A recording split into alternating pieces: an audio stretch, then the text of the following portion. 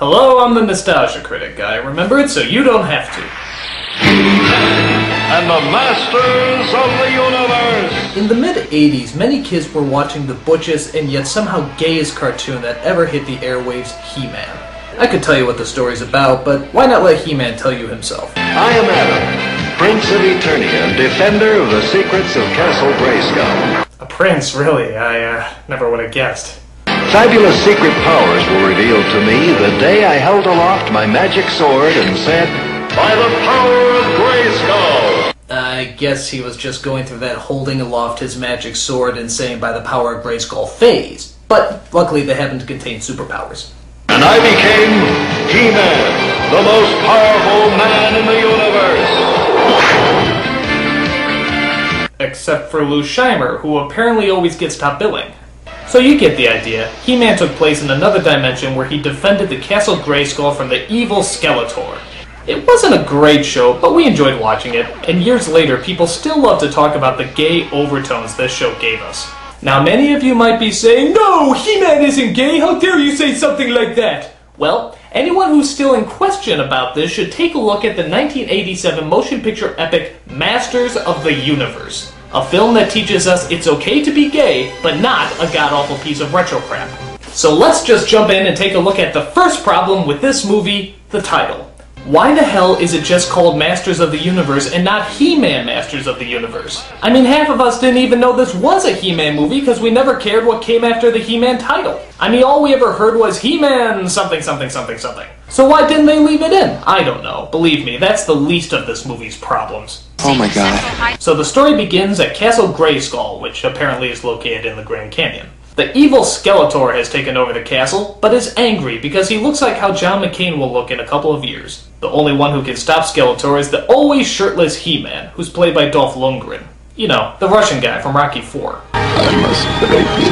Trust me, I'd rather have you break me than sit through this ass fest. This guy is so foreign that I think even he forgets what accent he's supposed to have. Now, why are you so important to Skeletor? I've been looking for you. That's how Skeletor's troops got into the city and surprised us. It sounds Russianese. So He-Man is accompanied by his team, led by Man of Arms, who's pretty damn old compared to the cartoon, but not as old as John McCain in just a few years. Okay, that's the last John McCain joke I'll make. Intentionally. He's also joined by Tila, Man of Arms' daughter. Woman at Arms. Hey, that's not funny! And Gwildor, who I guess is supposed to be like Orko, but again, why didn't they just make it like the show and call him Orko? Sure, he looks like the gay love child of Yoda from Star Wars and Gizmo from Gremlins, but we're not that picky. You could still call him Orko and we'd buy it. And speaking of gay, just look at this first action sequence and tell me there's no homoerotic themes going on here. It's okay to be gay. Let's rejoice with the boys in the gay ring. Hooray for the kind of man that you will find in the gay ring. It's like Star Wars, only gayer. Dude, did he just zap that guy in the crotch? Actually, there's a lot of shots to the crotch in this movie. Talk about great balls of fire. But again, no gay overtones. So it turns out Skeletor is after Gwildor because he's invented a cosmic key that can take you to any dimension you want. Skeletor wants this device so he can, you guessed it, take over the world. Of course! People of Eternia, the war is over. Those who do not pledge themselves to me shall be destroyed! Sounds like John McCain's inaugural speech to me. Okay. I don't even dislike the guy, these jokes are too easy. I'll try to do better. It turns out Skeletor has also captured an enchanted sorceress known as, well, the Sorceress. He-Man tries to negotiate for her freedom. Let her go. I don't think so. Negotiation's over! He-Man tries to save the sorceress, but appears to be outnumbered. So Gwildor opens up the key and sends them to another dimension. It's like Back to the Future, only gayer. So He-Man and his team use the cosmic key to end up in which parallel dimension? Ours, of course, right dab in the middle of New Jersey. So let me get this straight. He-Man, the master of the universe, is going to use all his intergalactic weaponry and medieval-style fighting moves in the suburbs of New Jersey? This is gonna suck, isn't it? Holy shit! Alright, so He-Man is stuck in New Jersey as they're looking for the planet's inhabitants. Alien life form. Big. Let me blast. Wait.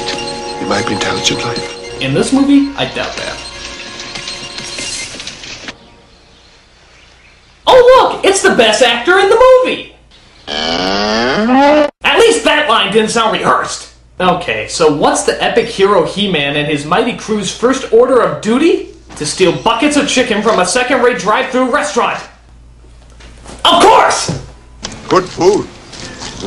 Never think while you're hungry.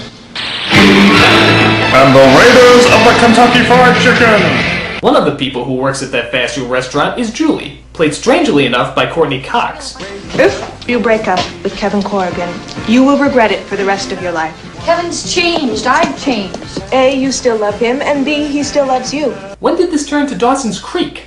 She's bummed because apparently her folks died in some sort of plane accident a year ago. Isn't this just what you think of when you think of a He-Man movie? Your mom and dad wouldn't want you to go around the rest of your life blaming yourself. Would they? No.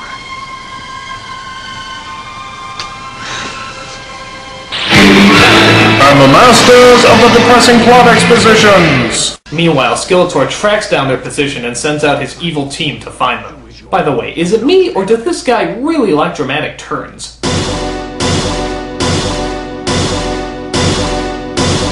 Seriously, I wish I had dramatic music every time I turn my head. I mean, what would...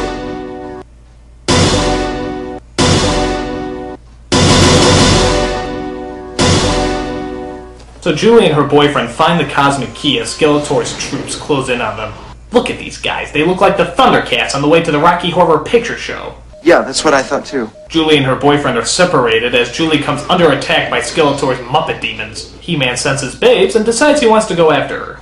Once again, we get an erotic dance number, which I suppose is supposed to be an action sequence. I'm sorry, but why does He-Man carry a sword if everyone else carries a laser? I mean, what is the purpose? I don't know. After He-Man rescues Julie, he decides to tell her exactly what he's looking for. Have you seen it?